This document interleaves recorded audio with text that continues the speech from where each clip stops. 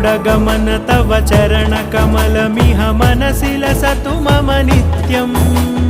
गरुडगमन तव चरणकमलमिह मनसि लसतु मम नित्यम् मनसि लसतु मम नित्यम् मम तापमपाकुरु देव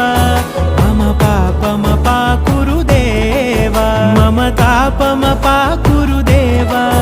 मम पापमपाकुरु देव